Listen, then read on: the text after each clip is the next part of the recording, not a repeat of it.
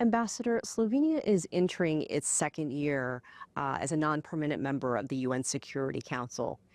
If you can you walk us through what a challenging 2024 was for you and as you led the presidency in September? We are on the council every 25 years as a small country. And so when you enter the council, you come all enthusiastic that you're entering the body of peace and security and that you're going to make peace in the world. You are determined, you're committed, but very soon, I think you confront the reality of the Security Council, which is that it reflects the atmosphere in international relations. And at the moment, that atmosphere is not that good. It's increasing polarization among the big powers. And that made Council in 2024 not so effective as we would wish to. So you have these three big conflicts on Ukraine, on Gaza, on Sudan, and on each of them we couldn't really make a breakthrough. Then last year also was the time when we saw the erosion of the respect for the charter. We saw the erosion of respect for international law, for international humanitarian law. That we saw very clearly in Gaza, also in Sudan.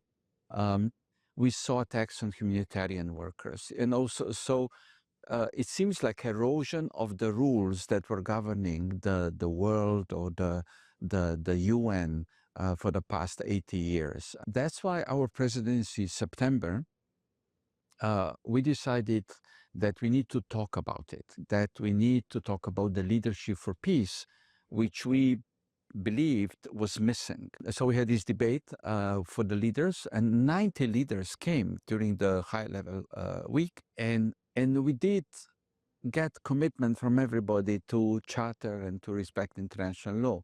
But I think the challenge is still there.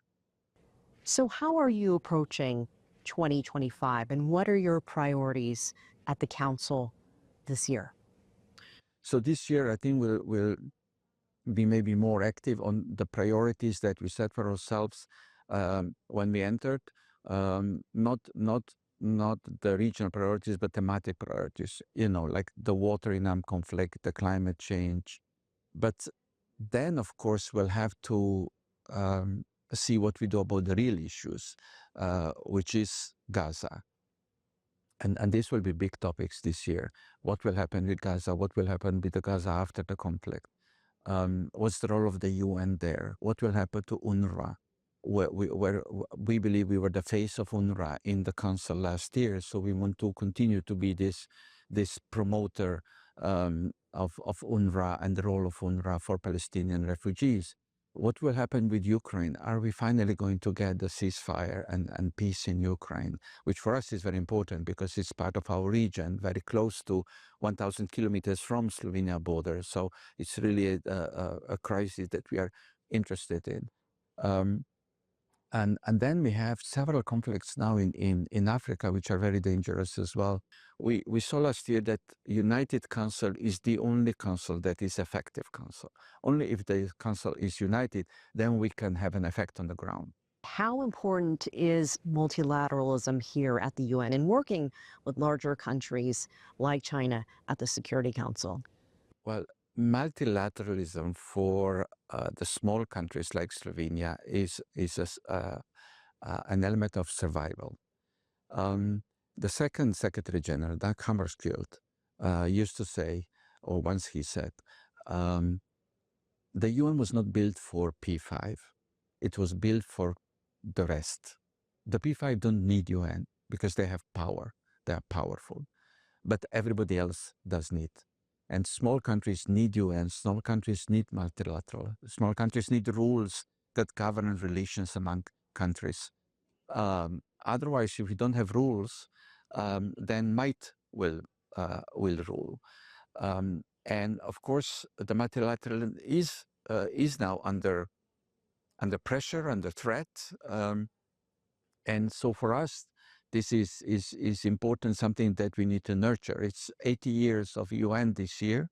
I think we'll need to focus how we strengthen the multilateral system.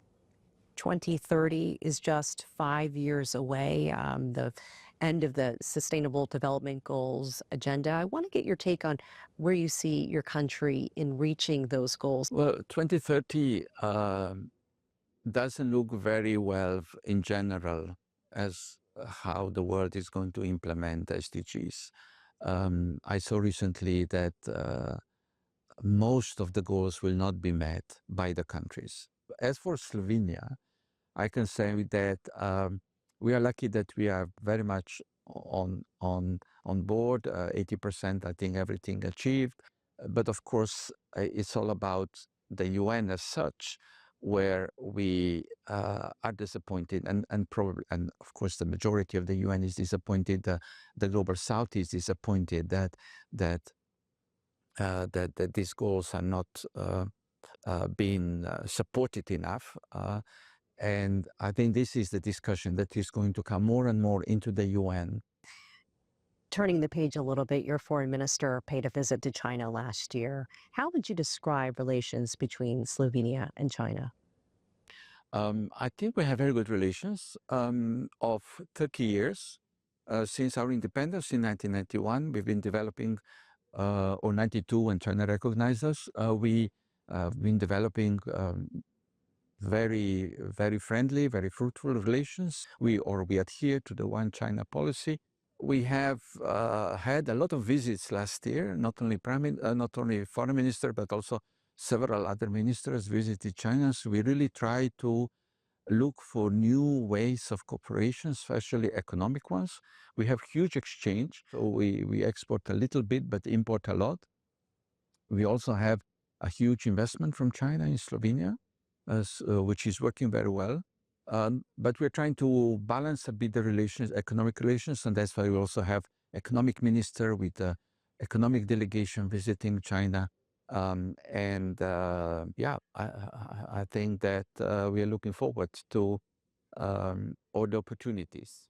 Ambassador, if you can tell us a little bit about your experience and your time in China and what you did there. I have very good memories of China because this was my first foreign posting. I was a young diplomat, and Slovenia declared independence in 1991. And in 1992, we were recognized by China. In 1993, February, we opened the embassy, and I was the person who was sent by the minister to open the embassy in China. And then I was deputy ambassador during the time.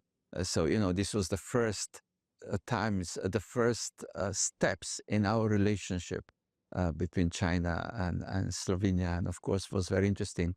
We had the first visit of the minister, we had the visit of president, a visit of the prime minister, all in that, 2-3 years.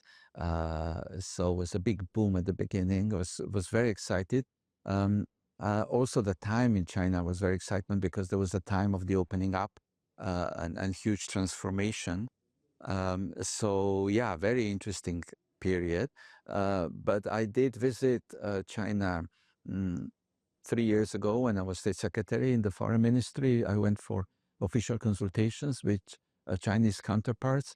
And of course, this is a different China, it's a new China. I went to visit some of the places where we used to live, but it's unrecognizable. So it's tremendous progress and transformation that China went in the past 20, 30 years. Well, you were really there at the moment that the relationship between your two countries started. So you watched that grow. Can you share with us what your thoughts are on being there and then seeing where the relationship is today? China's interest in the world, positioning in the world has changed dramatically since then. We have changed as well. At the time, we just declared independence.